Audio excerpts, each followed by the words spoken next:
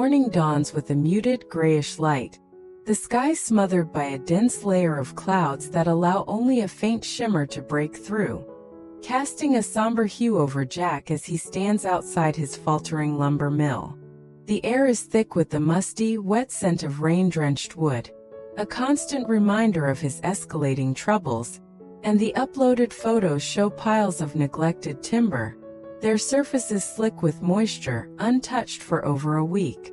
Jack paces with a restless edge, his brow furrowed with worry, murmuring, "This mill's on the brink, no wood for days.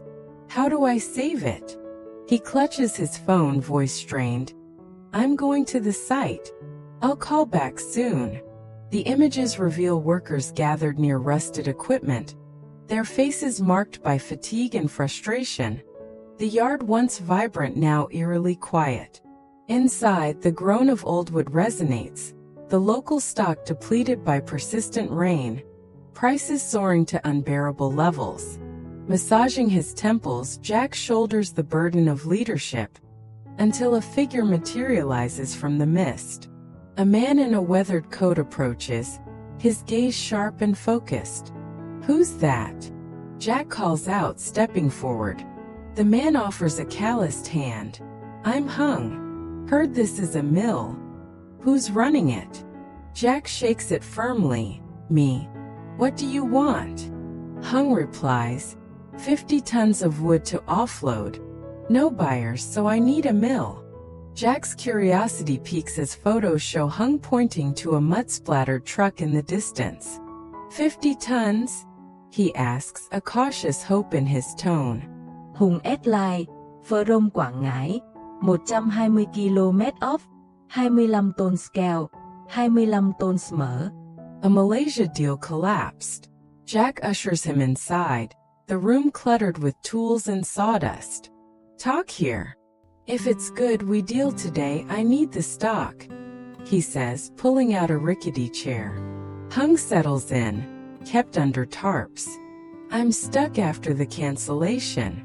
Jack pours tea from a scarred pot, steam curling upward. "Price?" Hung leans closer. 1,200,000 VND per ton for Kio, 2,600,000 for MO. A spark of relief lights Jack's tired eyes. "Reasonable. Rain's wrecked our supply lines, costs are killing us. I'll take all 50 if it holds. Check it tomorrow." Hung passes him a scribbled contact. "Reach me in Quang Nai." Jack tucks it away, pondering. This could work, but what's behind the drop? The piece shatters abruptly. The uploaded photos show Jack's ex-secretary Lynn storming in with a crew of cross-border extortionists, their faces grim under a thatched shelter. She lights a cigarette, her voice laced with venom. "That Tutien fiasco had me hiding for days, and they still nabbed her. My job's gone, everything's lost.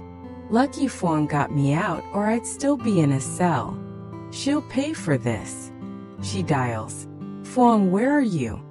"Hi, and I've been waiting forever." A thug offers a cigarette, she declines. "Phuong, move faster," she barks. "Feel for Tutien broke and Jack sacked her. I followed him for years, even confessed, but he rejected me. It's outrageous."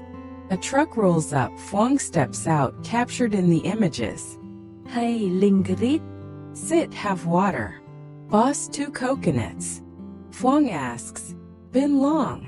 "A while," Lin says. "Morning errands held me up," he replies, then snaps. "Your last stunt was too bold." Lin fires back. "I served Jack for years. You freed us, without you we'd still be locked up." Phuong interjects. "No action without my say. I've no time for this mess." Lin argues, "But no excuses." He cuts off, throwing cash. "Take this, lay low somewhere. Use it to survive." Hai asks, "What's with Jack?" Phuong glares. "My concern, not yours." Lin nods. "You saved us. We'll learn." Phuong warns, "No moves without me." "Understood," they reply. Drink up, I'm leaving. Stay. Linh Pelit. You two stay. Goodbye, he says, departing. Lyn turns to Hai. What's our next move? Can't let it fade, she insists. Phuong said hold off. After Tutien will escape, Lyn plans. Her spot's known. Sell her across the border. Hai suggests. Cleaver, Linh Aget. Wrap this up then vanish. Meanwhile, Jack visits a construction site. Photos showing him with his team amid unfinished buildings. Zhang Phuong, this is the new urban project we're bidding, he says. Hung reports. We've got 150 units. Finish in 2 years for handover, Jack adds. Progress. Zhang notes slow, only a third done. Might not meet the deadline. Phuong concurs. Rain and a storm set us back on land clearance. Jack decides. Hire more workers. Huynh liaise with HR. Yes, sir, she nods. Hung, organize the formwork and cement bags, he directs. Water for the crew, a worker asks. Yes, I'll cover it, Jack says. Next time, bring it yourself. Workers rest under thatched roofs in the photos. Add more hands, Jack tells Phuong. Rain delayed us, but we'll recover. Safety's key, he adds. Huynh presents plans. 50 homes here, main road there. One section's stuck. Jack scowls. Site's chaotic, fix it. Zhang admits. First day's rough, but I'll manage. Good. Let's check more, Jack says. Drinks later. Sure, Zhang agrees. They leave, a tense undercurrent lingering.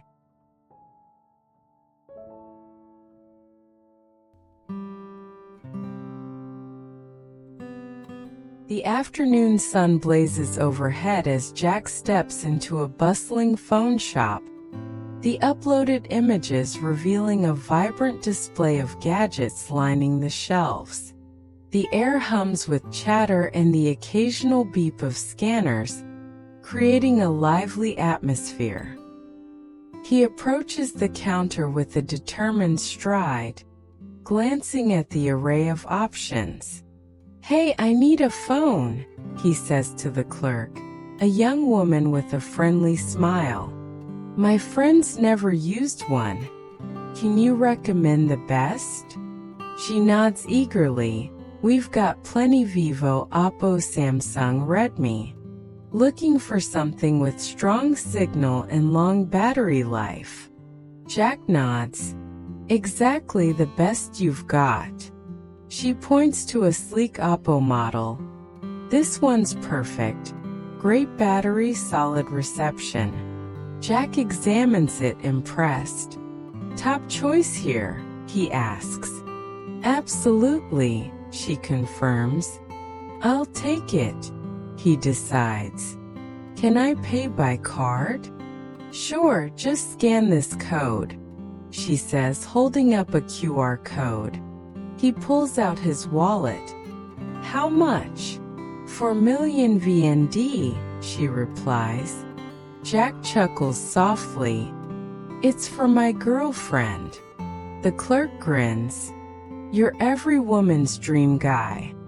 Thanks, Jack says, pocketing the phone with a nod. I'll head out now. He steps into the sunlight, the new device a small victory amid his growing concerns. Meanwhile, a sinister plot unfolds. In the uploaded photos, a woman named Nam lingers near Tu Tien's modest hut, the door slightly ajar, a faint breeze stirring the curtains. She turns to her accomplice, a burly man with a scarred face, and whispers, "Stay out of sight. I'll draw her out. Don't let her spot you." He nods, slipping into the shadows. Nam approaches the hut with a forced smile. Hello, sister. Are you Tu Tien? Tu Tien, limping slightly with her crutches, peers out cautiously. Yes, that's me. Nam adopts a concerned tone. I'm Nam, Jack's employee. This morning he was at the construction site when a scaffold collapsed on him. He's being rushed to the hospital now. Tutien's eyes widen in alarm. Oh no! Where is he? Nam steps closer. They're taking him to emergency care. Come with me. He asked for you specifically. Tutien hesitates, then grabs her bag. Please take me to him. Nam urges. Hurry, he's in bad shape. He kept mentioning your name, so I had to come get you. Nam adds, guiding her toward a waiting car. Tutien, heart-pounding, limps faster. Please, let's go. Nam opens the car door. Get in quick, he's on the way to surgery. Tutien climbs in, unaware of the trap closing around her. Across town, discontent brews at a cozy cafe. The uploaded images showing staff seated at a wooden table. A colleague gestures warmly. Take a seat. What would you like? A young secretary smiles. I'll have milk tea. Another worker adds, black coffee for me. The colleague leans in. How long have you been with Jack? Just a week before you joined, she replies. Tough job, he asks. It's manageable, I'm used to this pace, she says. What's Jack like to work with? Any pressure? She sighs. Not really comfortable. He plays favorites. I poured my soul into the golf project, but he handed it all to Zhang. It stings. The colleague nods thoughtfully. Didn't peg him for that. What about you, your take? I can't stand him, he admits. Head office sent me to assist and keep an eye on him. She laughs softly. Looks like we're on the same wavelength. As his secretary, any dirt on him? He probes. Nothing major, files are handled well. Need insider info? She offers. He smirks. Saw you snap at him on site. Eyeing his position. She lowers her voice. You get me. I despise him. That golf project was my baby and he gave it to Zhang. It's infuriating. Their conversation deepens, a shared resentment fueling a quiet alliance as they sip their drinks, plotting under the surface.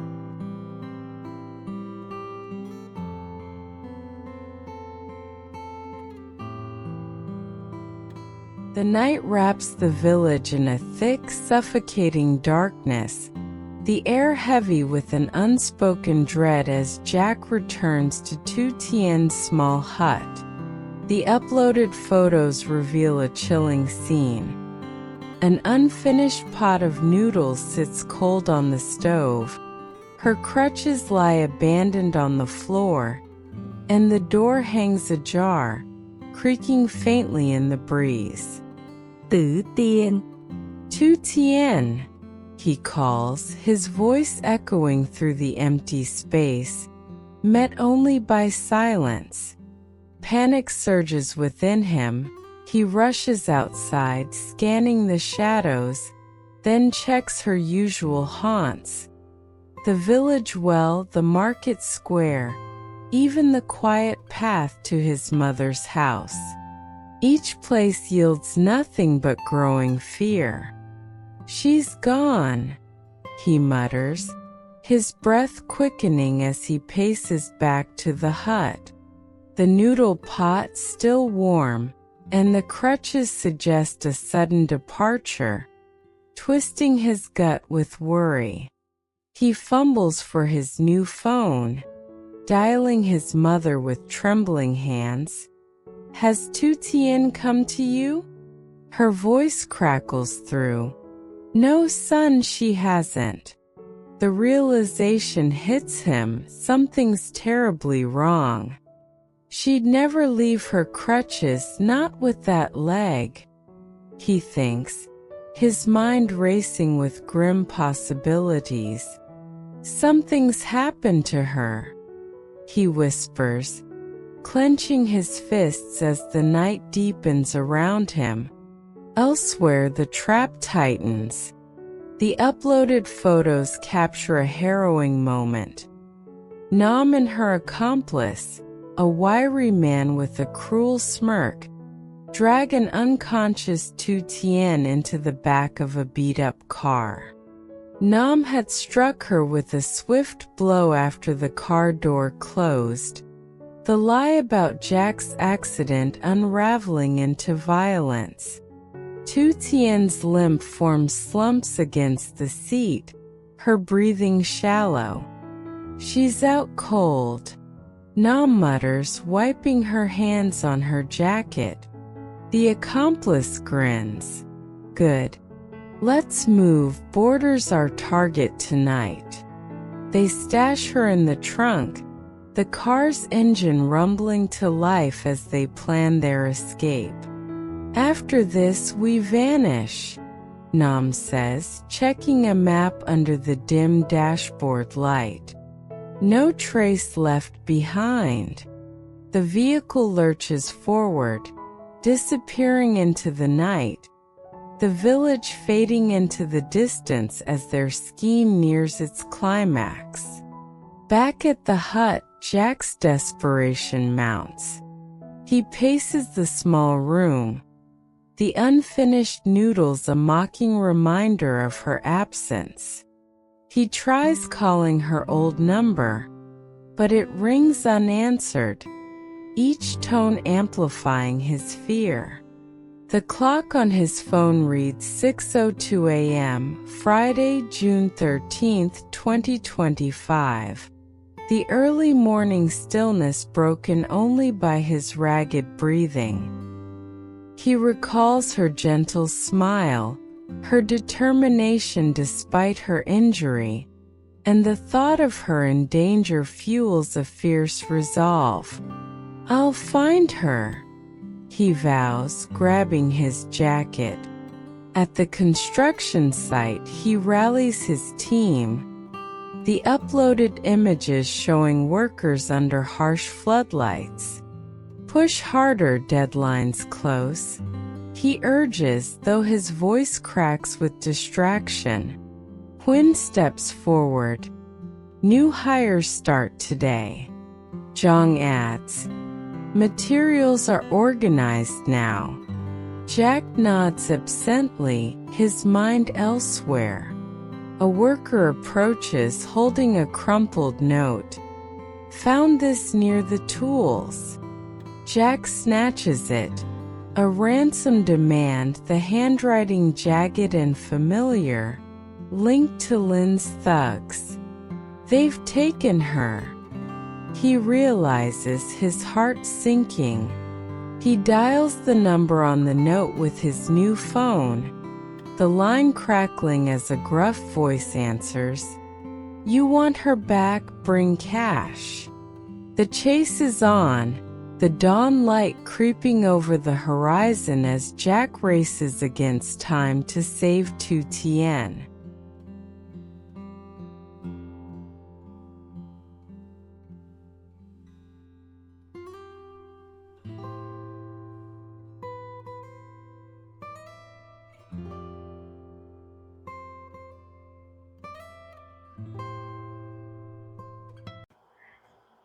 A spa for her. Sitting in the sun at the healthy house spa, I was surrounded by beauty, yet felt sad and empty inside. I had come to spend the first holiday after my husband's death with stranger. I couldn't ima- imagine spending this Thanksgiving with anyone I knew. Giving thanks was completely beyond me.